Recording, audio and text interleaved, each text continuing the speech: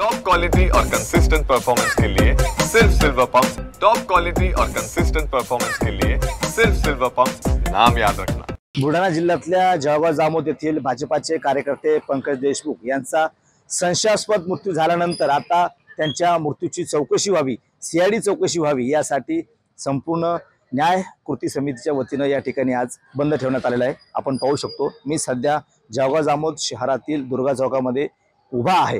आपण जर पाहिलं तर गेल्या 2 महिन्यापूर्वी भाजपाचे कार्यकर्ते आणि जळगाव जामोदचे आमदार संजय कुटे यांचे जे चालक आहेत पंकज देशमुख यांचा संशयास्पद मृत्यू झाला होता आणि तो मृत्यू नसून त्यांची हत्या झालेली आहे असा आरोप त्यांच्या पत्नीने म्हणजे सुनीता देशमुख यांनी या ठिकाणी केलेला आहे। सोबतच जे त्यांच्या मृत्यूची चौकशी व्हावी, सीआयडी चौकशी व्हावी यासाठी न्याय हक्क कृती समितीने आज संपूर्ण जळगाव जामोद शहर या ठिकाणी बंद ठेवण्यात आलेला आहे। व्यापाऱ्यांनी सुद्धा संपूर्ण जळगाव जामोद शहर स्वतःहून बंद ठेवलेला आहे, त्याला पाठिंबा दिलेला आहे।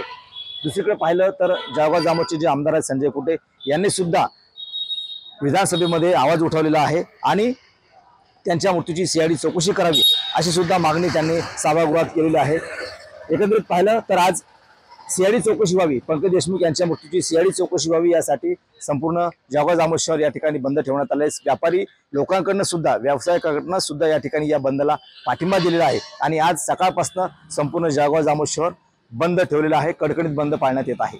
कॅमेरामन निलेश देशमुख सह गणेश सोळंकी, TV9 मराठी, जळगाव जामोद, बुलढाणा।